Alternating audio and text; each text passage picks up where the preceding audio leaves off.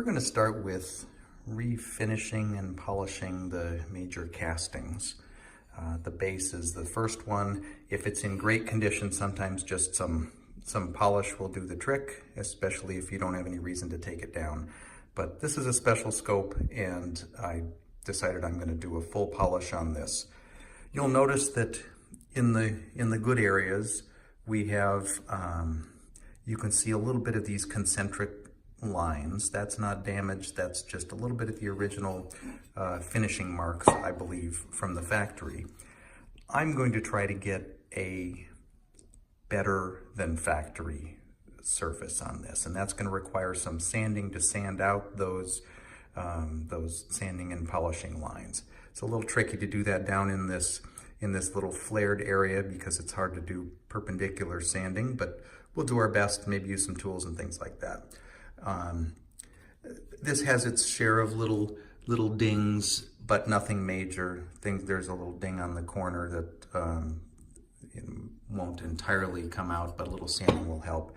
There's a nice little example of this repetitive scrape mark that probably came from this just being dragged and scratched against a sharp point that made a bunch of little holes there in a sequence.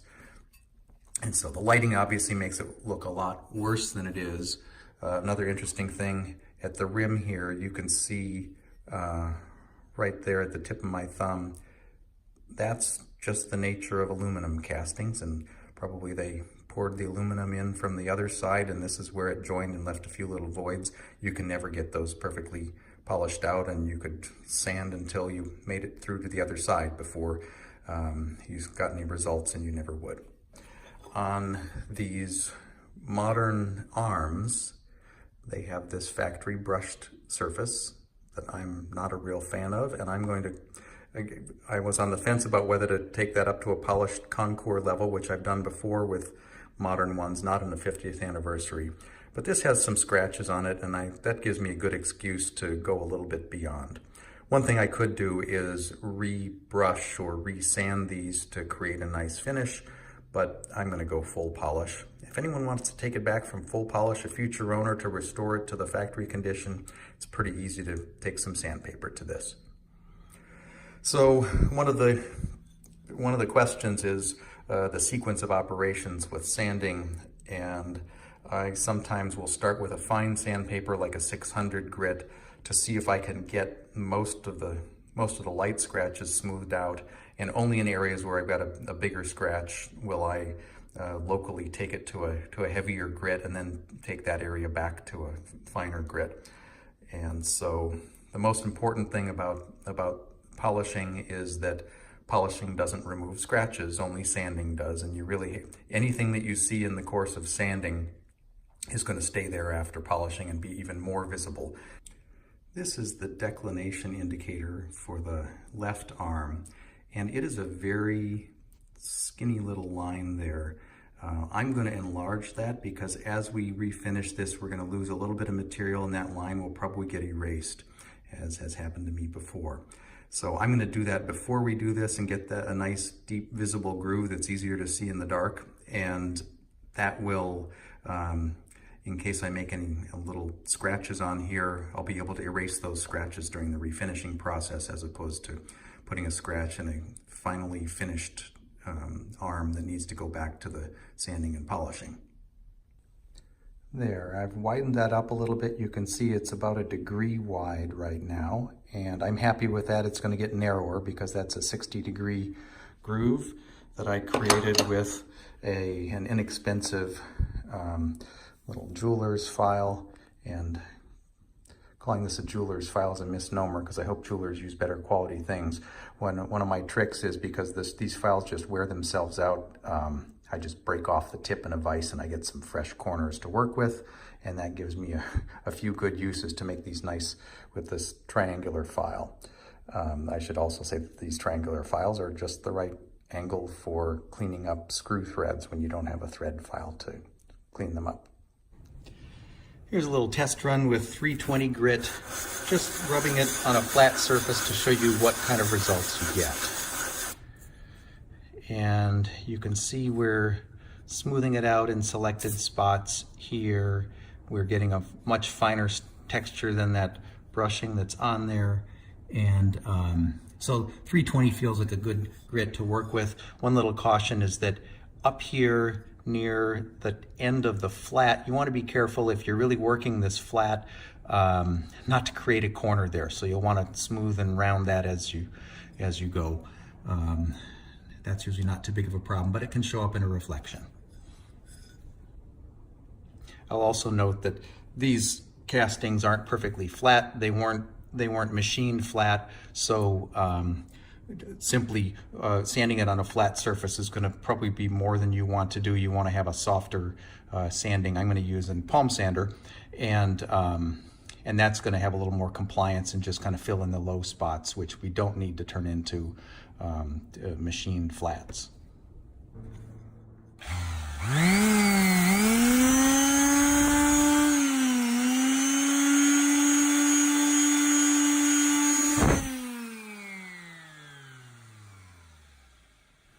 Works fast, so be cautious. But you can see in the middle here we still have some work to do, but we've gotten almost all the factory sanding marks out in this upper and lower area. So almost all of the factory machine marks are gone. This is what I'm looking for. I'll probably do more by hand. I've got some 320 grit patterns on there, but they're much finer, and I can get rid of those by hand with the wet sanding. This is just for the bulk work. I haven't taken any meaningful thickness off here. We still have the factory paint finish at the front edge here.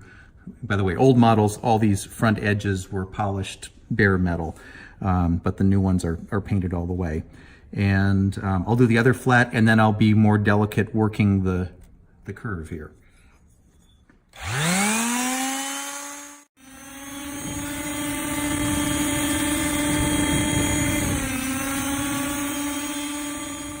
So I'm leaving myself just a little bit of work by hand, because I don't want to go too far, and I can see a few little factory sanding lines near the marker, but we're going to be content that way.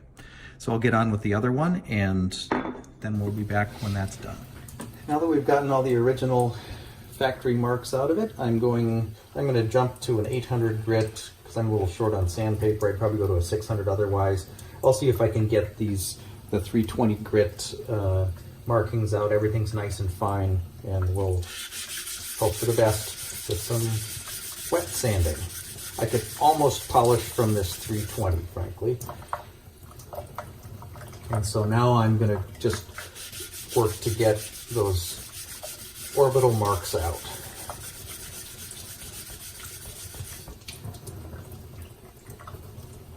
This seems to be doing the job. It's going to give me once I'm done, my last stroke will be linear, and that makes visual sense if there is anything, and that's the same direction I'll be polishing as well.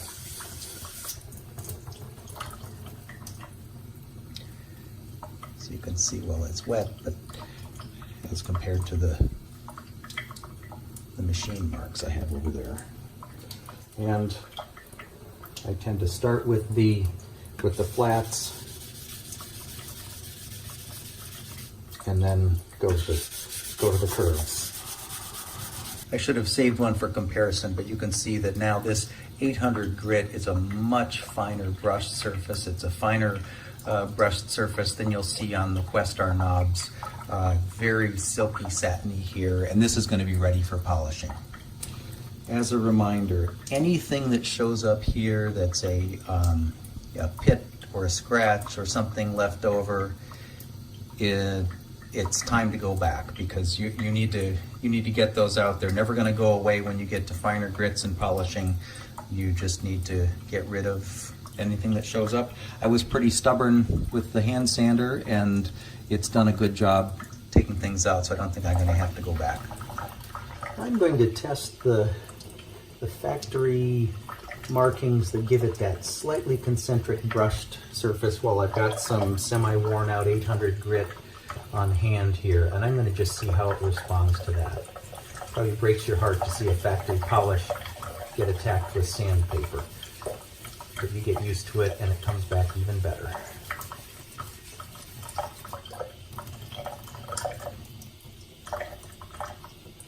Yeah, I can see it's working its way down.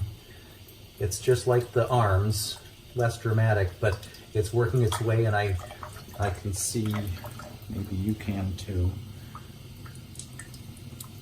I can see little bright stripes that are the deep grooves left behind. It's right at the end of my thumbnail there. Hard to see in the reflection. And that tells me that I'm doing a good job getting down through the highs and lows. That's pretty good. I think that's going to work for me, and I might just do this on the whole thing, even if it's a little bit of elbow work. It's pretty safe, and I can see a few little pits that I might work to either get out or leave if they're in the casting. And it also is enough to get through these very minor scratches. There's that one scratch that has the little sequence of, looks like a little tool scraped on it because it's got a little micro triangular corner of something. One thing I'm real careful to do is don't round it over here, or you'll end up losing the nice straight cylindrical edge here. So I have to keep it real flat against there. And I never stay in one spot, or I'll flat spot it. So I'm either working around it this way or doing a contrary rocking motion if I'm focusing on a spot like this. So it feathers the curvature. Those little dots are there. They get a little deep, and at some point I could tell myself it's good enough. We can live with that as part of the history of the scope, and knowing it's going to be living around people for generations to come, and not going to stay a perfect museum piece anyway. But I'd like to see what it takes to get that out. One of my tricks is I can really attack the particular spot and then soften it up a little bit later. Can you see? There they are in that reflection. Much smaller than before. They'll be there when polished, I guarantee it. I may work a little bit harder on that. You might notice at the junction of the flat cylindrical portion and the flare here, there are some few shiny low spots that, just from the way this is manufactured, and I've worked on them in some areas, and I'm going to work on them all the way around. It's a real trick to be able to get the machine marks out of this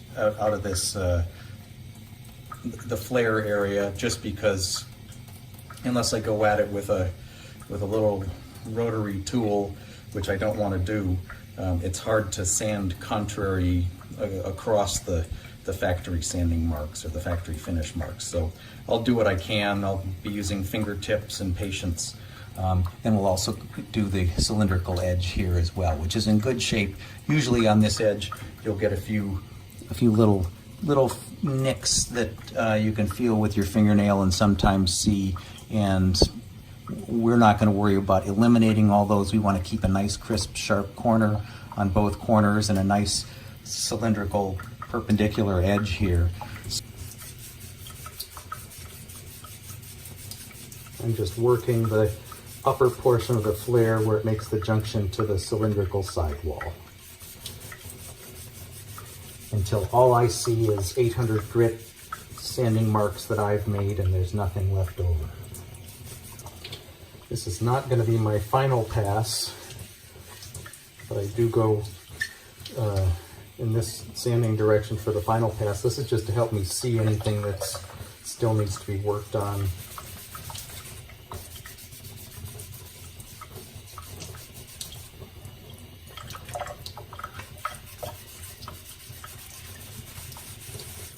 I've just seen a few little dings and scratches that I'm just taking down to the evenly brushed metal that I'm generating where possible. The objective at this stage, and we're not there yet, is it's not something that looks like a work in progress, but that looks like a finished, finely finished article, and makes you tempted to say, well, why don't we just, install it like this, it looks great brushed. I wonder why the factory doesn't do that. But I guarantee you, you're going to be happy when you get it polished. One of the things I do as a substitute for a finger is I have some closed cell foam that comes in handy, and it's very nice because how it can conform to shapes but keep a little bit of a stiffness too. So I like finishing with this, and I will tell you we're kind of about to enter the inspection phase, because everything now is spotting that little flaw that's going to drive you crazy once you've got the scope polished, but it's not bad enough to go back and do this all again, or heaven forbid, disassemble your scope just to get the chance to do this. Having a full takedown, detailing, polishing of the base like this is really a once-in-a-lifetime thing.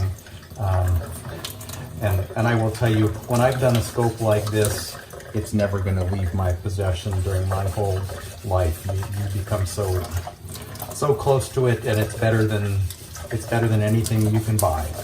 So it's just you put your own handcrafting into it.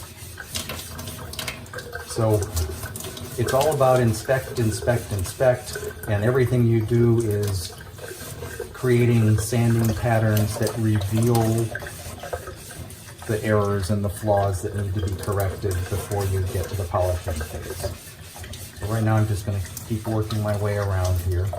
I should say at these leg apertures, a little bit of care or consciousness makes sense to, I just found a little scratch there from when somebody put the leg in 5 years ago. They tapped it there, so I've got a smooth enough surface.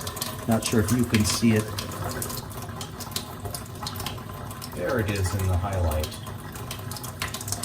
That's the kind of thing I'm looking for, because you will see that once you're polished.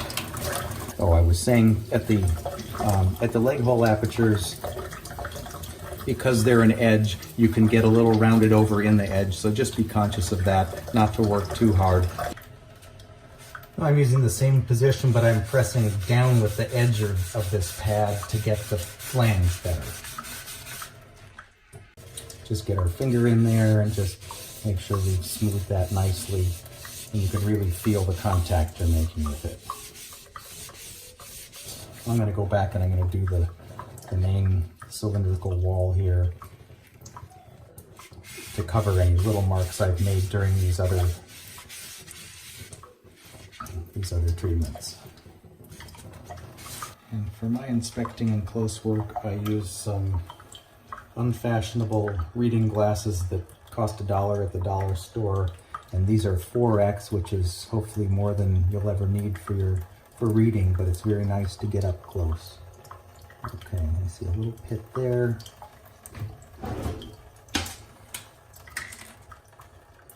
And indicate the location there so I know where I'm coming back to.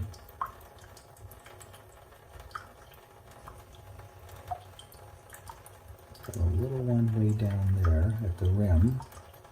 Okay, I think maybe I've got 90% here. Not all of these have to be taken out, but I can try and go after them. And the way I go after them is I take this nice even brushing mark and I mess it up. Go after them in diagonals and so on.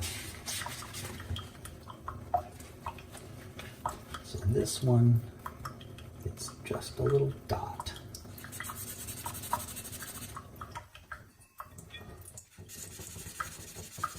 And this 800 does not cut very deep, so it's very unlikely we're going to get very far with these. I should add that I haven't done a single thing to this rim, either the chamfered angled edge or the top edge. I do not want to ever touch that. That's just asking for trouble, because it'll disappear under sandpaper and you'll never have a uniform look to it. All right, well, I'm going to give another final sand around here, then I'll give it another inspection, and then we may very well be almost ready for polishing. I should note that sometimes the base surface is badly dinged up and so on, and a little bit of sanding with a sanding block can smooth it out. This one's in great condition. It shows the machining marks, and it's just it's like a brand new condition. I don't think anyone ever set it down on a picnic table, let alone a stone concrete surface.